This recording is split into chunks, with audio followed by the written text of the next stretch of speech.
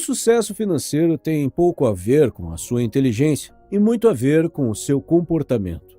Você já se perguntou como é que as pessoas com muitas realizações acadêmicas acabam, por vezes, tendo menos riqueza do que pessoas que nem sequer têm estudo? O comportamento humano é uma variável determinante no desempenho financeiro, tanto em algo tão grande como a economia do país, quanto em algo pequeno como finanças pessoais. Ao mesmo tempo, também é o aspecto mais difícil de analisar e compreender. Neste vídeo, vou resumir os capítulos mais importantes de um livro chamado The Psychology of Money, escrito por Morgan Housel.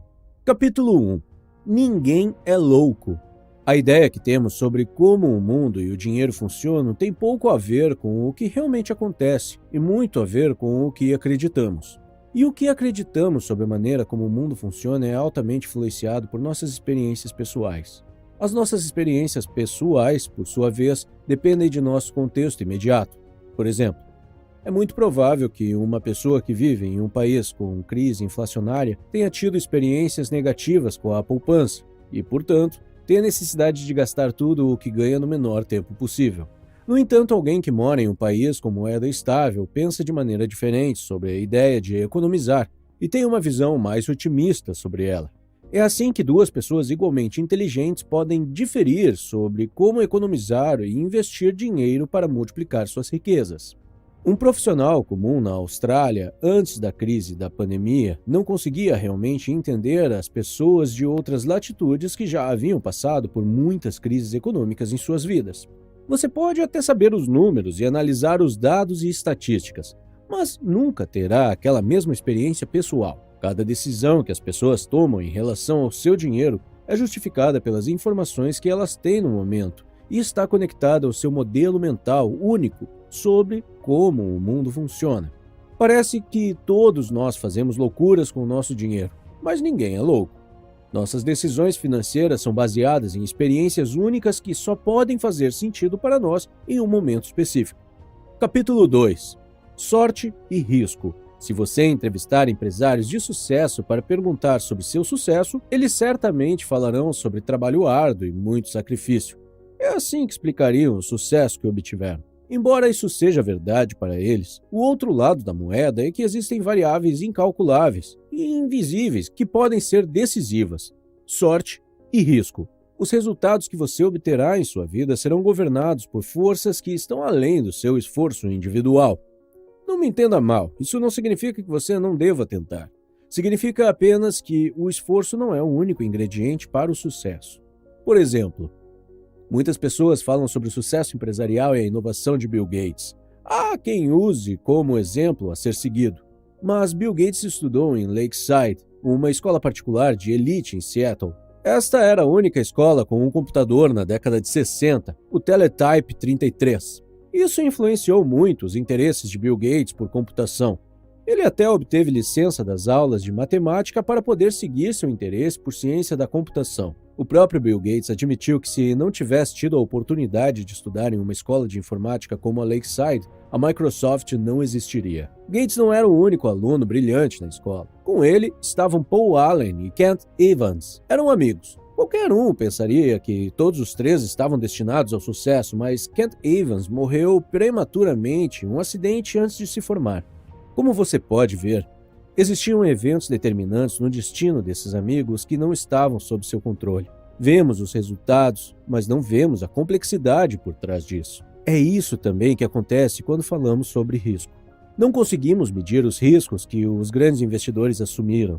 Não sabemos o risco que aquele investidor assumiu com aquela empresa, que hoje tem tanto sucesso, mas sabemos as dívidas que este empresário de sucesso adquiriu, apostando no futuro quando deu início ao seu negócio. Este não é um problema simples. A dificuldade em identificar o que se deve à sorte, o que se deve à habilidade e o que é risco é um dos maiores problemas que enfrentamos quando tentamos aprender a melhor maneira de tomar decisões relacionadas ao nosso dinheiro. O autor fala sobre 3 lições que podemos aprender com essa realidade. 1. Nem todo sucesso se deve ao trabalho árduo e nem todo fracasso se deve à preguiça. Tenha isso em mente ao julgar os outros e ao julgar a si mesmo. 2. Não olhe para casos excepcionais ou exemplos extremos. Quanto mais excepcional o resultado, menos aplicável ele é. pois é muito provável que resultados extremos tenham sido influenciados por situações extremas de sorte ou risco. 3. Nada é tão bom ou tão ruim quanto parece. Assumir o papel que a sorte e o risco desempenham nos resultados que obtemos nos ajudará a perdoar a nós mesmos e deixar espaço para continuar tentando até que o jogo esteja a nosso favor. Capítulo 3. Nunca é o suficiente, quando os riscos fazem loucuras. Muitas pessoas querem ficar ricas, mas isso é muito abstrato. Quão rico você quer se tornar? Quanto é o suficiente? Houve uma festa da ilha de Shelter, organizada por um bilionário que contou com a presença de 2 escritores, Kurt Vonnegut e Joseph Heller. Vonnegut comentou que aquele bilionário ganhava mais dinheiro em um único dia do que tudo que Heller já tinha ganhado com seus livros na vida. Mas Heller respondeu: sim, mas tenho algo que ele nunca terá: o suficiente. Existe um perigo em nunca ter o suficiente. As pessoas podem ter tudo, riqueza, propriedades que valem muito dinheiro, poder, mas também podem se arriscar e jogar tudo fora porque querem mais. O autor conta a história de Rajat Gupta, que ficou órfão durante sua adolescência, mas anos depois obteria um MBA em Harvard e se tornaria CEO da McKinsey & Company em 2008, o qual de sua fortuna era $100 milhões. Mas Gupta queria mais e provou isso.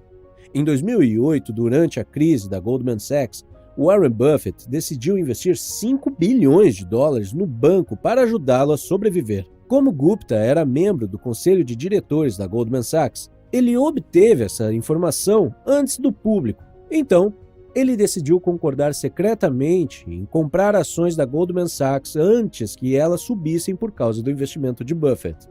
Gupta foi preso por negociação com informações privilegiadas. Foi assim que ele arruinou sua reputação e sua carreira, motivado pela ganância de nunca ter o suficiente. Neste capítulo, o autor deixa algumas lições importantes. 1. A habilidade financeira mais difícil é fazer com que sua meta pare de se distanciar de você cada vez que você a atinge. A meta é aumentada cada vez mais quando o gosto por riqueza e poder aumenta mais rápido do que a satisfação. Esta é uma bandeira vermelha de alerta que você provavelmente está prestes a correr mais e mais riscos irracionalmente. A verdadeira felicidade está na satisfação de ter o suficiente, não na expectativa constante. 2.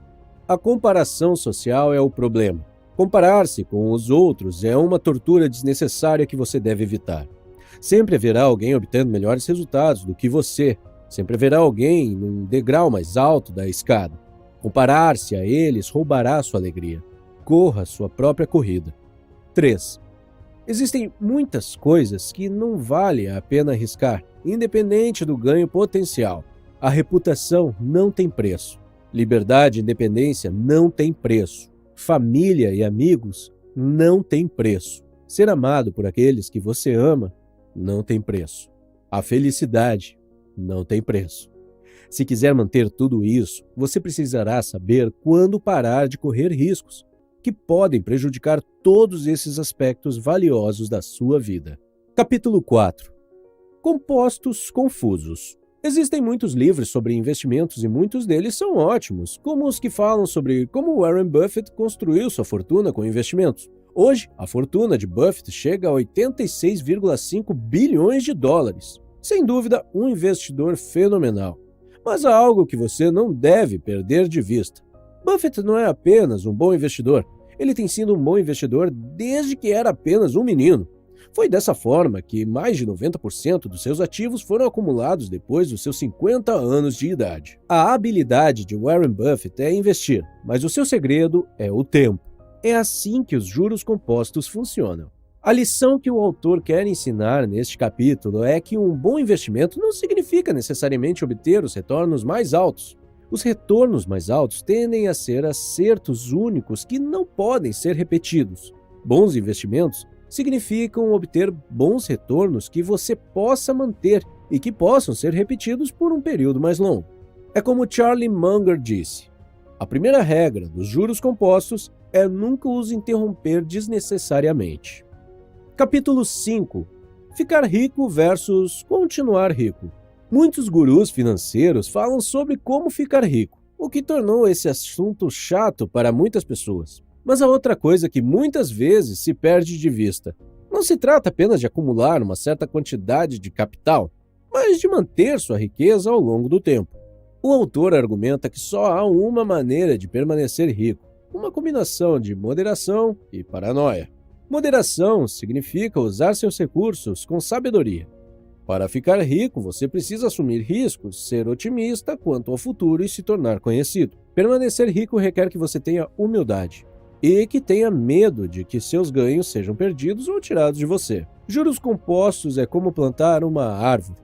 Em 1 ano, você não terá muito progresso. Em 10 anos, você notará a diferença.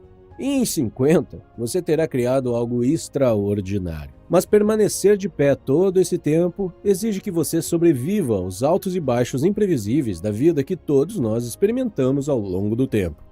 Capítulo 6. Você pode estar errado metade das vezes e ainda assim fazer fortuna. Neste capítulo, o autor conta a história de Hans Berggruen, que passou a ser admirado por sua perspicácia em investir em arte. Berggruen conseguiu acumular uma coleção de valiosas obras de arte. A realidade, no entanto, é que não foi pura visão, mas sim o fato de que Berggruen comprou grandes quantidades de obras de arte. E de todas elas, apenas uma pequena parte se tornou arte valiosa. Isso significa que Berggruen estava errado na maior parte do tempo. Mesmo assim, conseguiu acertar. Se você quiser se aventurar no mundo do empreendedorismo e do investimento, deve entender que muitas coisas no mundo obedecem ao princípio de Pareto, ou a regra 8/20. Investidores experientes e grandes empresas consideram que 100% de suas decisões de investimento, 80% irão falhar. Se você vira algo que alcançou resultados extraordinários ou que se tornou famoso e influente, deve entender que é um evento em milhares em 1 milhão. Este é o mercado de ações. A maioria irá falhar, alguns terão um bom desempenho e apenas poucos gerarão retornos espetaculares. De acordo com o autor, Warren Buffett admitiu que teve ações em mais de 400 empresas em sua vida, mas os ganhos mais significativos vieram de apenas 10 delas.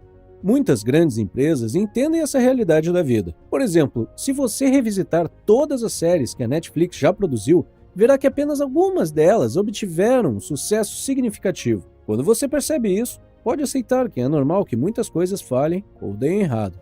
Capítulo 7. Liberdade. Neste capítulo, o autor conta como um dia quis se tornar banqueiro de investimentos, porque eles estavam ganhando muito dinheiro e ele pensou que seria feliz trabalhando nessa área. Quando ele conseguiu trabalhar como banqueiro de investimentos, ele percebeu desde o primeiro dia porque eles estavam ganhando muito dinheiro. Eles trabalhavam mais e por mais horas controladas do que qualquer ser humano poderia suportar. O autor conta que, embora naquele trabalho se sentisse importante e fosse bem pago, chegou um momento em que não tolerava mais ser escravo do patrão, sendo obrigado a trabalhar em cada segundo todo o seu dia. Isso fez com que aqueles fossem os dias mais miseráveis de sua vida. Ele não conseguiu trabalhar assim por mais de 1 mês. Trabalhar em algo que você adora durante horas que não pode controlar pode acabar se transformando em algo que você odeia. Não importa o quanto você ame sua atividade, se ela se transformar em algo que assume o controle do seu tempo, você vai acabar a odiando um dia. A forma mais elevada de riqueza é a capacidade de acordar todas as manhãs dizendo: posso fazer o que quiser hoje. A todo momento ouvimos pessoas dizerem que querem ser felizes. A felicidade é complexa, porque somos todos diferentes, mas existe um denominador comum. O combustível universal da alegria é a capacidade de controlar a própria vida. Existem oportunidades tentadoras de ganhar dinheiro, mas muitas são armadilhas das quais pode ser difícil escapar. Não caia no ciclo interminável de ganhar mais através da perda de um dos seus valores mais preciosos, a liberdade. A capacidade de fazer o que quiser, quando quiser, com quem quiser, pelo tempo que quiser. Não tem preço. Capítulo 9. Riqueza é o que você não vê. Alguém pode parecer rico, mas é impossível saber com certeza à primeira vista. Você poderia estar vendo apenas a ponta do iceberg. Não seja ludibriado por aqueles que ostentam sua riqueza. Parece bobagem dizer isso, mas a única maneira de acumular riqueza é não gastá-la. Muitas vezes, quando as pessoas dizem que querem ser milionárias, o que realmente querem dizer é que querem gastar $1 milhão. Mas gastar US$ 1 milhão é literalmente o oposto de ser milionário. A riqueza está escondida. Riqueza é renda que é economizada, não gasta. Riqueza é opcionalidade, flexibilidade, crescimento. Riqueza é a capacidade de comprar coisas, se necessário. Gastar dinheiro para mostrar aos outros quanto dinheiro você tem é a maneira mais rápida de ter menos dinheiro. Capítulo 13. Espaço para erro. Se você não for capaz de imaginar a possibilidade de seu fracasso, você falhará. Isso porque o verdadeiro fracasso virá quando você não souber como enfrentar um contratempo no seu empreendedorismo e nos seus investimentos. Como você enfrenta a adversidade se nunca considerou a possibilidade de ela vir nem se preparou para ela? Colocar todos os seus ovos em uma cesta de investimentos significa correr risco demais ao apostar em apenas uma opção. Se você não expandir sua carteira de investimentos, não deixará margem para erros. Ou seja, você não estará preparado para um resultado adverso, e esse é o verdadeiro fracasso. Se algo pode quebrar, quebrará. Então, se você tem muitas coisas que dependem do desempenho de apenas uma, está contando os dias para a catástrofe. Um dos maiores erros com o dinheiro é depender exclusivamente do salário para financiar as necessidades de gastos de curto prazo, sem nenhuma economia para protegê-lo de despesas inesperadas no futuro. Gostamos de pensar que estamos economizando para algo certo, como comprar um carro ou para a aposentadoria. Mas a realidade é que não sabemos o que vai acontecer amanhã e não podemos ter certeza de onde gastaremos nossas economias. Isso não significa que você não deve planejar. Significa que você deve deixar margem para erros durante o seu planejamento. Capítulo 14.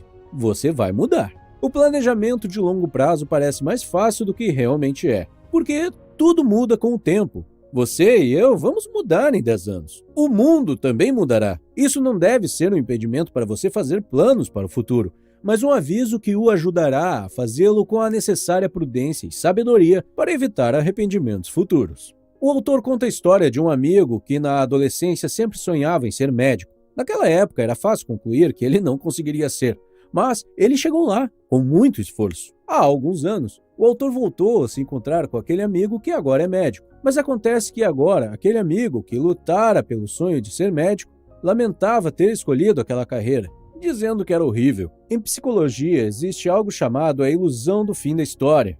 É assim que os psicólogos chamam a tendência de as pessoas estarem profundamente cientes do quanto já mudaram no passado, mas subestimarem o quanto suas personalidades, desejo e objetivos provavelmente ainda mudarão no futuro.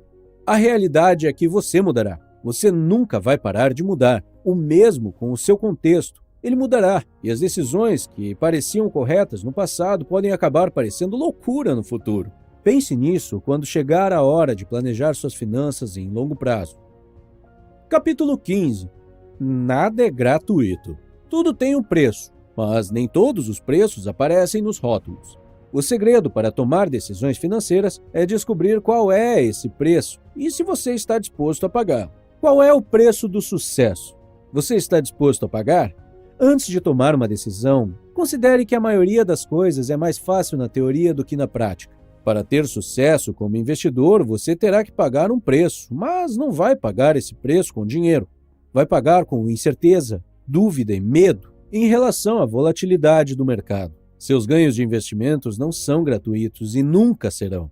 Volatilidade e incerteza são o custo de admissão e taxas que você pagará nesse mundo. O segredo é aceitá-los como parte do negócio e convencer a si mesmo de que esse preço vale a pena.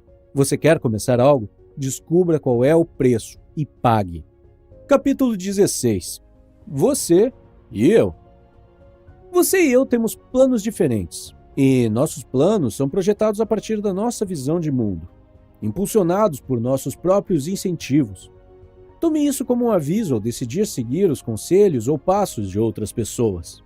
Na história, muitas bolhas financeiras ocorreram, causando danos incomensuráveis a riquezas de muitos investidores e arruinando famílias inteiras. Um denominador comum em todas as bolhas financeiras são os investidores inocentemente seguindo os sinais de outros investidores que estão jogando um jogo diferente e, inevitavelmente, caindo em uma armadilha.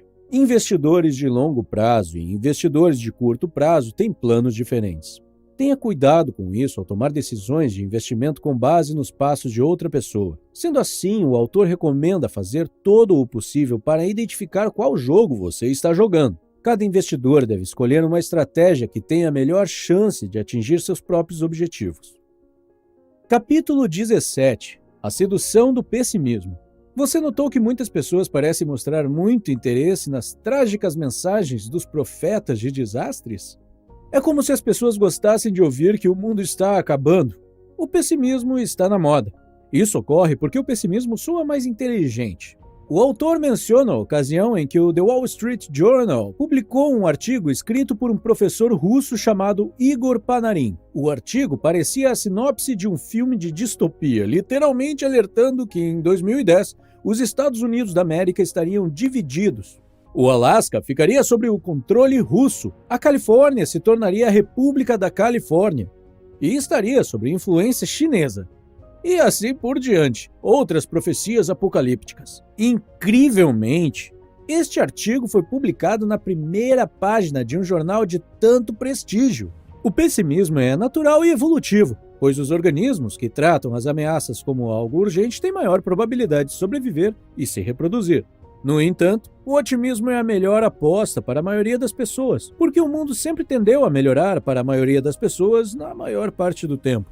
A realidade é que a vontade de sobreviver e a busca pelo lucro levam as pessoas a buscar soluções em meio a adversidades. Em um contexto de necessidade, a inovação aparecerá, porque a necessidade é a mãe de todas as invenções. Imagine que você está no Japão, poucos dias depois do país ser destruído pela derrota da Segunda Guerra Mundial, e lê um artigo que diz que o Japão se tornará uma das principais economias do mundo.